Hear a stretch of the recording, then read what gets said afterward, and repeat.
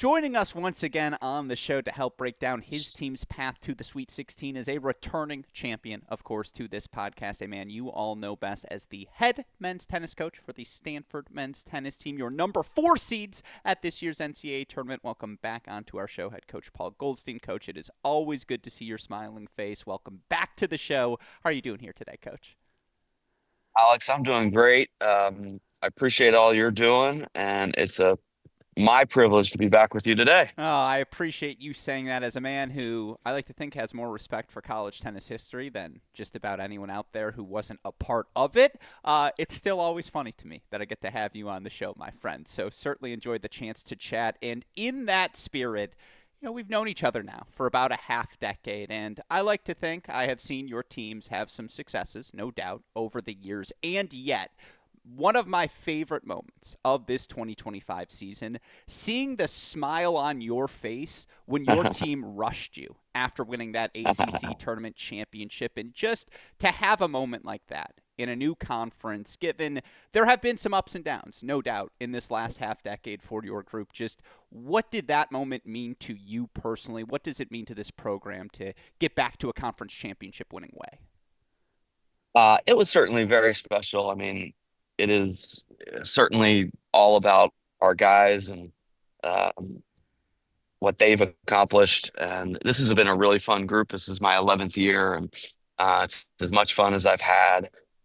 We've got phenomenal support from Coach Coop, and first year with Coach Adams, and he's just done a phenomenal job, and so made life really enjoyable.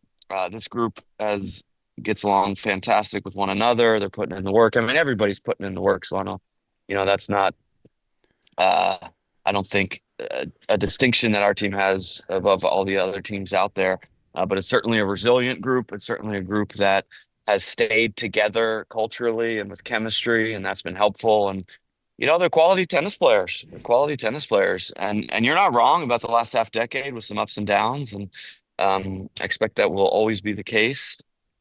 But you asked me what it means, and I just have to go back to uh, one of the things that makes me most proud is just seeing the look on Coach Gould's face when I get back and have a dinner with him afterwards. And he is still, for those of you who aren't aware, Coach Gould was my coach at Stanford, head coach at Stanford for 38 years, 17 NCAA championships. But beyond just the impact he had on tennis and tennis, collegiate tennis and Stanford tennis, impact on Stanford University in general, and our athletic department, and the amount of success, that the level of success that he had over those 38 years, and trying to get us back to a place where um, you know somewhat similar to the kind of success that he had, and we still got a long way to go. Makes me feel really proud because he really built this program, and I'm just a steward of what he built now.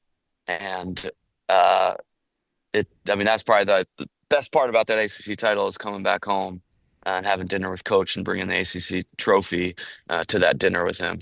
Yeah, no, had to have been fun. Hopefully, they gave you a prominent table so that trophy could have its moment in the sun as well. And, you talk about your team happen to have a bunch of really good tennis players. I want to ask you about that in a second. But you used an interesting word there, fun, because watching your team play this season, I would agree. There's just a chemistry to this group. There's a freedom this group plays with, a trust this group plays with, and dare I say, an edge this group plays with that, with all due respect to teams past, I don't know if they had it in this same way. I'm curious if you feel that way, and if you do, where you think that extra outside of just the tennis comes from for this group.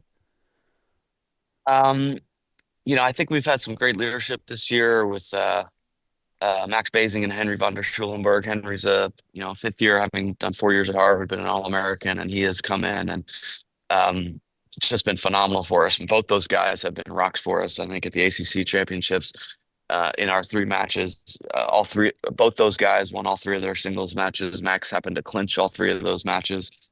And so those two, as sort of upperclassmen, have been tremendous leaders, both in terms of setting the tone for how we conduct ourselves and, frankly, with the results. And that goes a long way as well. So they've been rocks through the middle of our lineup. and I think have been tremendously helpful. And be remiss not to mention Harsh Parikh, who's also a captain on our team and hasn't gotten a lot of time uh, playing this year because of some of the success that some of the other guys have had, but just could not have a more selfless teammate than Harsh, despite not um, being in the lineup all that much this year. Has been a tremendous leader, has been so supportive of the team, myself. Anything that needs to be done, he's there. And I mean, those are the kinds of things that set the tone for the team to have positive chemistry. Yeah, you see it in how they play together. And you mentioned Max there. Obviously, I want to talk about all the guys, but for him to deal with the injuries that he has dealt with for multiple years now consecutively, and to have that in the rearview mirror and get to end his college career with, as you pointed out, 3 clinching wins in a run to an ACC tournament final. I mean, how gratifying was it for you as a coach to knowing all he has been through behind the scenes to see him have that moment? You couldn't have said it better. I mean, there's no one I would rather have that happen to. Been with us for 4 years. Had just a phenomenal freshman year. Came in as a freshman, and Max was the first person I recruited who I never met because it was during COVID, and so Sure. just had some Zoom calls with him. And he stepped foot on campus to enroll in classes the first time he'd ever been on campus. We'd never really had that happen before. And he fit in right away. Had just a phenomenal freshman year. I don't know exactly what his record was, but I think he lost like 2 dual matches as a freshman. And then started his sophomore year really, really strong in the fall, got up to like 4 in the country. And then his injury started in the spring season of his sophomore year, and lasted for a good 9, 10 months, which impacted that sophomore year and certainly the beginning part of his junior year. And this being his senior year, knowing it's his last year on campus, knowing that this is final year of collegiate tennis, for him to have that kind of success, both personally and as a team, has been really fulfilling. I've been able to talk to him about my experiences and had some modicum of success sort of individually while I was in school, but none of that sort of compared to the team success that we'd had and the amount of sort of reward and fulfillment that felt to me.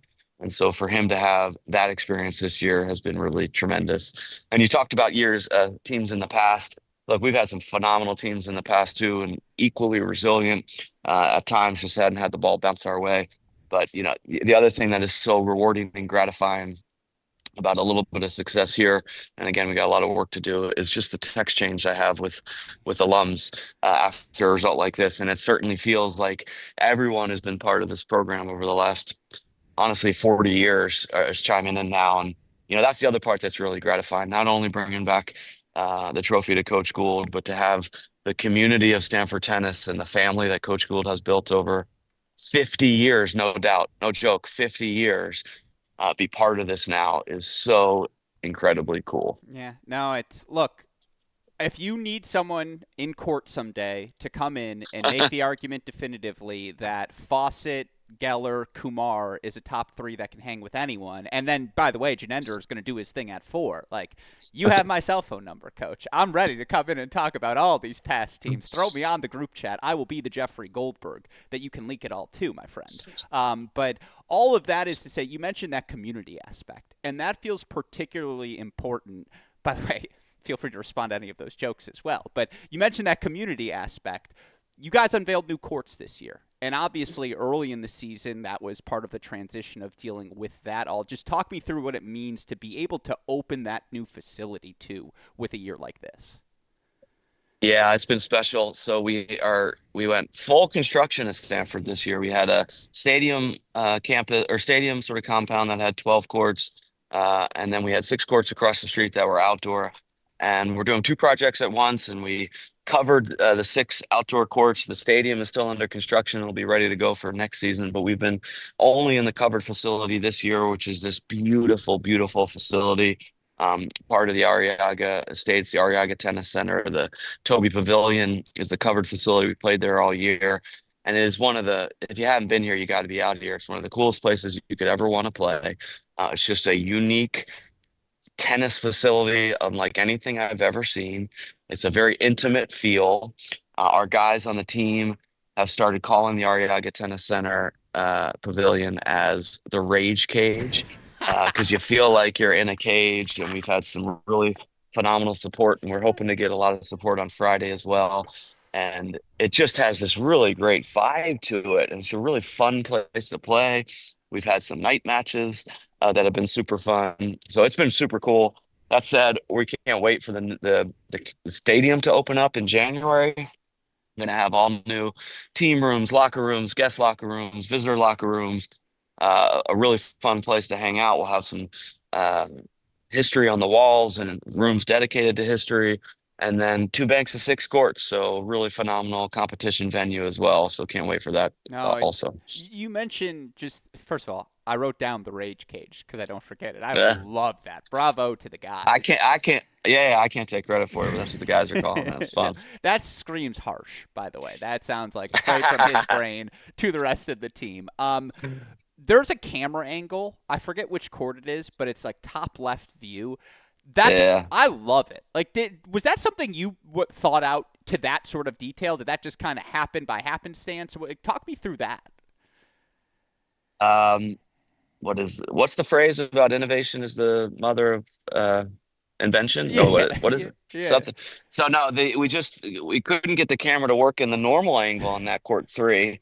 And so that was the best we could do. And you're right, it's a different view and it's pretty darn cool. Yeah. Um yeah, what is the phrase? Is the It's mother of all yeah, something invention? is the something of yeah, invention. Mother invention. So Yeah. yeah, we just couldn't get the camera high enough to have the right angle.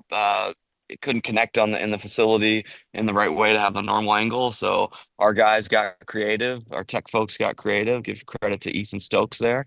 I don't know if Ethan Stokes is listening to this podcast, but he's been tremendously helpful, and he's created a new view for us. So it's been neat. The proverb necessity is the mother of invention. Necessity. That's Yeah. it. That's it. Maybe we put Yeah, that on the top of the necessity. locker room now. That feels All perfect. right. Yeah, Yeah. it's a good look. No, it's a really cool thing, and again, to be able to have this sort of season as well in this new Rage Cage, certainly an awesome moment, and to see the crowds that you guys have had as well. I am curious, first season in the ACC. Obviously, there was a lot of pre-season talk for all West Coast ACC schools. What's that travel schedule going to be like with one season in the rearview mirror? What was that schedule like? How difficult was it making that trek as frequently as you guys had to do? What was your takeaway from year one? I've gotten that question so often this year, Alex, and I have to say it was a lot more seamless than I think any of us had anticipated. A couple East Coast trips. One way that the ACC has been working with us is um, so for we have back-to-back weekends on the road with our spring break in the middle, and so we just stayed east, and that reduced some of the travel for us. But I'll tell you, the biggest benefit to the move to the ACC for us has been the quality of competition. Um, we had five teams in the top 10 in the country. Maybe, I don't know, we finished with maybe five in the top 11 in the country. And so when you're playing that level of quality competition, it's tremendously helpful, both in terms of development and also, objectively in terms of keeping our ranking high. And so, whereas the last 2 years, you might remember, Alex, we've been on the road for the first three rounds of NCAAs.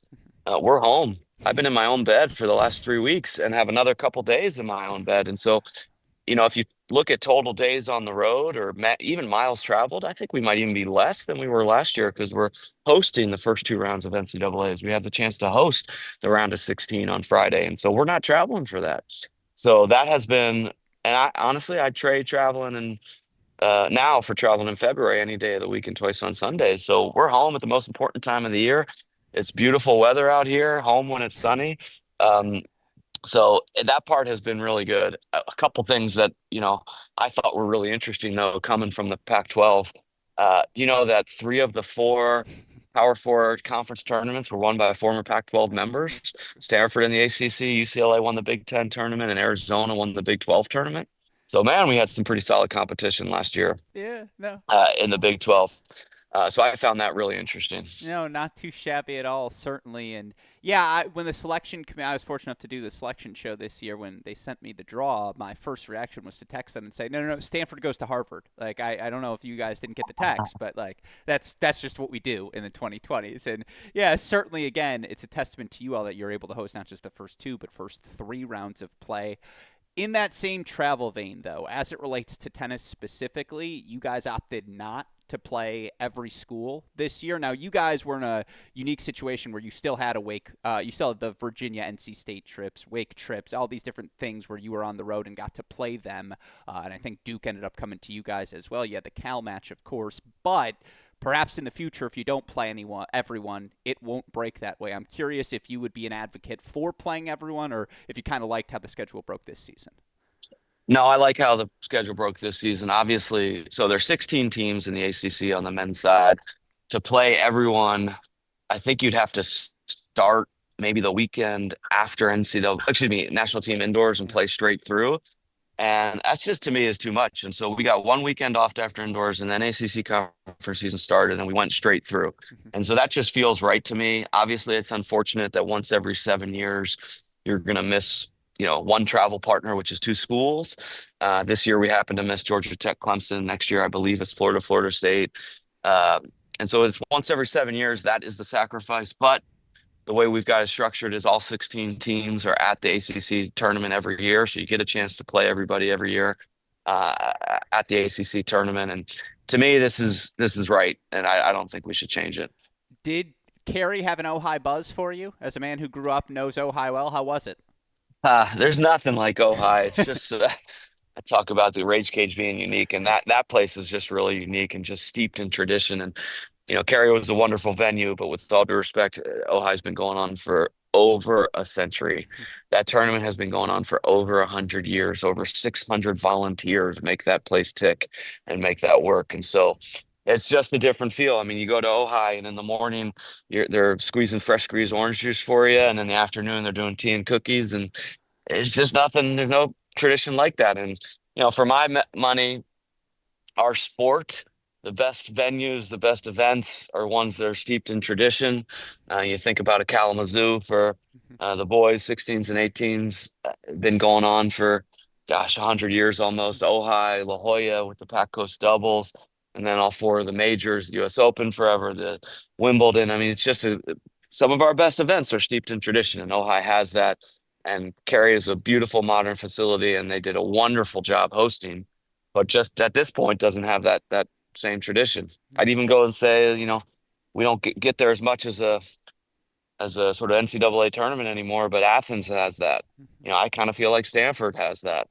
And Cary is again wonderful host, beautiful spot. It just doesn't have that tradition yet. No, that's why I wanted to ask your perspective selfishly as a man who there's a Michigan hat in the background. You all can see it. I wasn't upset that the Big Ten got it in the divorce. Like it was out there for. I'm happy that there was still any college tennis there more than anything. Yeah, But yeah, yeah, exactly. to your point, a century tradition. Yeah, Ojai, fantastic. But obviously, again, speaking of fantastic, I do want to ask you about your team with some more depth here as well. And the big question, because you have a bunch of guys, we'll throw Harsh in there and say could have played 8 in those 5 and 6, 8 total, but 4 guys, 5 and 6, and obviously 3 guys in particular, Nico Hudson and I'm blanking, and Nico Hudson and Alex all getting matches throughout the course of the year. Now, they all were able to play double-digit matches. Was that something you always intended to be the plan here this season, or dare I say again, was it necessity the mother of invention here? Yeah, I would say that it was what I had hoped from the beginning of the season. But if you asked me at the beginning of the season how I was going to make it happen, I wouldn't have been able to tell you. The fact is, we're healthier than we've been all year right now. Mhm. And well, I'll back up. You're right. Like we have as deep a team as I think there is in the country, as deep a team as we've ever had. If we could play, 8 singles matches, I'd take it. Put us up against anybody. But unfortunately, we can only play 6, and all of those guys that you mentioned deserve to play every match. But we have had a fair amount of injuries throughout the course of the year, and so I think coming up on this match on Friday might be the third, maybe fourth match all year where we had everybody available and healthy. And so at some level, it was necessity that allowed us to get everybody that level of competition. It got us ready, I think, for this time of year. Um, and so it was more out of necessity, I'd say, or circumstance, not necessarily necessity, but circumstance. And it gave everyone the opportunity to play, and they are all deserving. And then again, I think it's probably our third match this year, maybe fourth, where everybody's been available. Well, that's good. That's the update I needed on Samir. This is a random note. Did Kyle grow 2 inches this offseason? 2 inches this offseason. I Or don't like coming know. into this spring? I swear he's taller. I don't know. You see, like, yeah, I got three children, and they're growing, but you see them every day, so you don't notice it ever as much. And these guys are maybe not children, but certainly part of the family. And so I see them every day. I don't know that I notice it. I have to sort of be away from them all summer. When they come back in the fall, I'd be able to tell you. We'll bring out the measuring tape then. That works for me. That's Yeah. another thing we'll do when I make my visit out west. No, I mean, again, the one, I don't want to say question mark because I'm sure you're feeling pretty good about it, but knowing that you now have everyone available, is double something that is a match by match thing? Like you've worked a bunch of different teams, a bunch have had different successes, or do you feel like, no, we know who our three teams are for the postseason? Yeah, you're right. We have had a lot of changing of partnerships throughout the course of the season, changing of where those partnerships play within the lineup. I do feel like right now we know where we're at, and we were there for with one injury exception throughout the ACC tournament. Played some of our best doubles against Pepperdine. Ton of respect for Adam Schechterly at Pepperdine. He had a hell of a season. And we texted after the match, and the first thing he said was, "Man, you really took it to us in dubs." So that group that played on Saturday, um, I feel like is our team for the postseason, barring any unforeseen circumstances. Yeah, looking forward to watching them again here this weekend. If you, I'm trying to spice up some new questions here for everyone here in Press Row this year. Again, got to keep the relationship fresh. If you could have budgeted time for one more thing in practice this year, or budgeted more time for it, what would you pick and why? Hmm.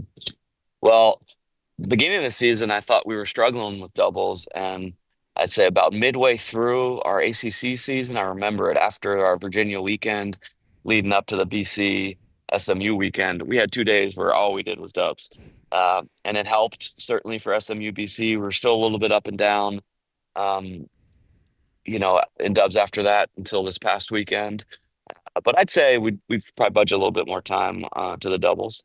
Fair enough. Again, finding some rhythm certainly to end the season. What match this year did you learn the most about your team? Golly, what match did we learn the most about our team? I'm gonna take it all the way back to January, where we, if you look at the scores, got spanked by TCU 7-zip, and they outplayed us in dubs by a landslide. Uh, they were clearly the better doubles team, but singles, despite losing all six matches, was competitive down the line. And they're the defending national champs. They were healthy, fully healthy at that point. I know they've had some injuries, but despite losing 7-0, I left pretty optimistic about our team for the year because I thought we were right there with them in singles despite losing all those. And then we played them again a couple weeks later, and I thought we're very competitive in doubles. Actually, had a chance to win, so I saw some growth in our team. And then they played a phenomenal match in singles, and so we lost again. But still felt like just more optimistic about where we'd head for throughout the rest of the season. I think the other one that comes to mind for us, also a loss, was losing at UVA in a very, very competitive match, but without Samir Banerjee, who's been number one for us all year. So to be that competitive, that close with that quality of a team, not at full strength, also, despite the loss, gave us some confidence. And then through the stretch of the ACC where we had some, I think like four matches at home in a row against quality competition, not just getting the wins, but I think we put up like 4-0, 4-0, 4-1, 4-0 against, Miami, Florida State, Duke, Carolina, all really good teams. But sort of the quality in which we won those matches gave us some confidence as well. Yeah. Now the Rafa Kyle match in Charlottesville Yeah, was so fun. I mean, Kyle's level yeah, at the end. You're just like, yeah, he's healthy. It's good to see him yeah. back. And Yeah. yeah, a lot of it. I remember talking to Alex after the TCU match at indoors, and I mean, I've never seen Peterica was just he looked like Roger, and I was like, dude, no, you're really good. Like, don't like you guys are right there, and he was like, right, and I was like, yeah, no, no, no, that was him. That wasn't you. No, That just I appreciate that and I agree. And but we learned some things in that match, in that singles match for Alex yeah. that he needed to work on to play, someone of that quality who was playing at the highest at the level he was playing at. And man, has Alex learned from that and just been just a total stud, total rock for us, Yeah. coming in as a freshman. So love, just that guy's a gamer, and just love the way he competes on match day. Now 17-4 here this year. Obviously, he's a newcomer. You also have Henry, 16-2. We talked about him a little bit earlier, and to have the experiences you have had with him and Harsh here this year, is pursuing players through the transfer portal something you might be more open to after your experiences with them? Uh, well, both those guys are graduate transfers. We Sure. still haven't had an undergraduate transfer yet, and I certainly hope at some point that that happens. I would say they have been such. I mean, both those guys just haven't had a cannot imagine a better experience than having with both those guys. So obviously, that's a positive example. That said, I hope and don't ever want to be a program that uh, builds our team, predominantly through transfers. Sure. I like the fact that we build culture from the beginning to the end of a career. I think Henry, could not have come in as a more mature person, but still was able to benefit from the culture that we had established as a group. And so, you know, one of the things that changes in college athletics, transfer portal being a big one. Uh, you'd hate to see teams get completely decimated by a transfer portal and have five guys go into the portal and have to this is not just for tennis, this is across the board. And while some of these changes that we're seeing in college athletics are a long time coming, I don't know that we've got it right now. And to see teams, institutions roll over as much as we're rolling over right now doesn't feel right. I'm not saying I have the answer of what is right, but that doesn't feel right. And uh, one of the things that's so important in life and at this stage of development and learning in life is develop resiliency and finding solutions when things aren't necessarily going right. And it's just a little bit too easy not to have that experience now because it's so easy to pick up and try something else. So I don't think we've got it totally right yet.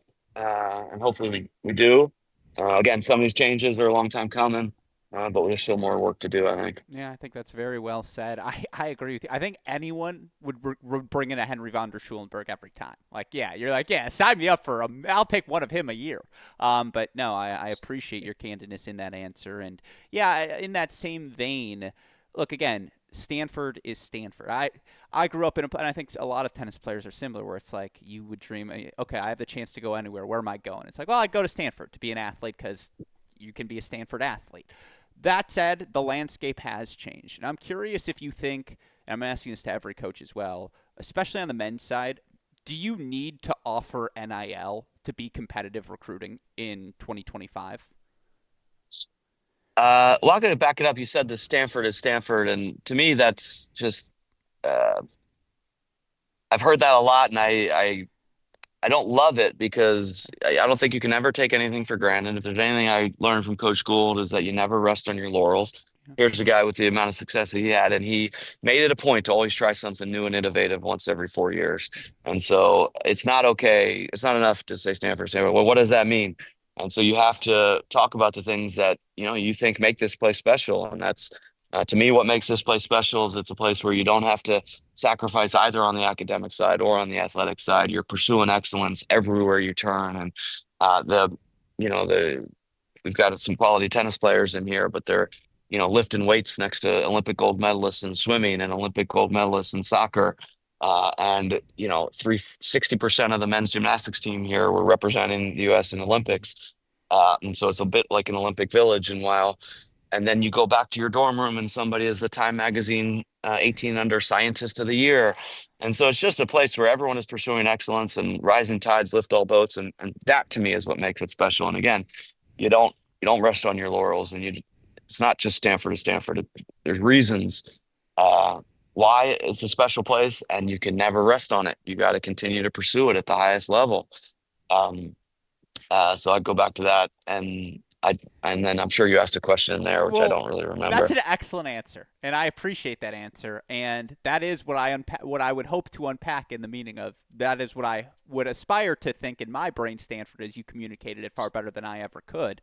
You should probably try recruiting for men's tennis. I think you do a good job, Coach. But Brian. yeah, but it gets back to just the NIL of it all. Is it just it is a required piece in men's tennis recruiting today? The other thing I'd say I learned from Coach Gold is, doesn't do anybody any good to lament changes that you don't like. You adapt. And again, Coach Gold had a ton of success, but he was always willing to adapt, and so we're adapting. And what I'd say is that, you know, programs and coaches around the country are all doing such phenomenal jobs. I mean, the jobs that tennis coaches are doing around the country that's at the highest level. And so you need to be competitive. And there are programs out there putting a ton of resources into making their tennis team successful. And so within the constraints that every institution has, and every institution's got its own challenges. We have advantages, we have challenges. Every program out there has got advantages and challenges. You got to work within that to find a way to be successful in a changing landscape. And I think, like everyone else, we're doing that with our unique sort of advantages and challenges. No, I think that's fair enough. Well, then my final question for you, of course, relates to the round of 16. You guys got South Carolina coming up. They're traveling, obviously, over out to you all the farm, I believe is the colloquial saying for it all. Talk me through what you view as the biggest strength of that South Carolina team and what it's going to take for your guys to knock them off, continue to advance. Well, the first thing that comes to mind is a coaching staff led by Josh Goffey, who gets his guys to play hard and competitive, and they work. I talked about my guys having a strong work ethic. I mean, certainly no team's working harder than South Carolina. There might be teams working as hard, but I've always respected the way Josh's players and teams compete. So we know that they're led, I think, by, I don't know whether this is Connor's fifth or sixth year in school, but a ton of experience. He's strong physically, he's strong mentally. While, we haven't played them this year or seen him around too much, I know that Connor's leading that team, both in terms of the quality of play and in terms of his personality. So I think that's the strengths that come to mind. A team that's going to compete really hard, and a guy leading that team with a ton of experience who's playing quality ball. Yeah. No, it's going to be a fun one. What's it going to take for the guys to keep advancing? What are you hoping to see from this Stanford card here to end this postseason run? Yeah, I mean, I love where we're at. I love the fact that we're going to be playing at home. I do think, uh, you know, South Carolina competes hard, but I think we compete hard as well. I love where our guys at from the way they're playing. Um, and all these matches, I think doubles is really important. Even and whether or not you win that doubles point, as long as you're setting the tone with how you want to play, I think that gives you good confidence heading into singles. Um, and yeah, I think if more than anything, it's a whole weekend off, so it's kind of feels like a new weekend this weekend. Last weekend, you get to play Friday and Saturday. You get a little bit of momentum on Saturday from Friday. There's no chance this weekend to take the momentum from Thursday going into Friday. You got to be ready to play come start of the match on Friday. Uh, and so that's where being at home is a little bit of an advantage. But I just hope our guys competing in a way, you said it earlier, a team that sort of is playing the way they want to play, imposing their strengths in clutch moments as often as possible. And as long as we do that, we're going to be able to sleep well that night. And that's, I think, my biggest hope for our guys this weekend. Well, I love to hear it, and certainly, again, watching your team this season, it's been one of the fun stories of 2025. They're 24-5 overall. Your number 4 overall seeds, of course, hosting South Carolina this weekend. Head Stanford men's tennis head coach Paul Goldstein, thank you as always for taking the time to join us, and obviously looking forward to watching you and the guys compete here this weekend. Thanks, Alex. Record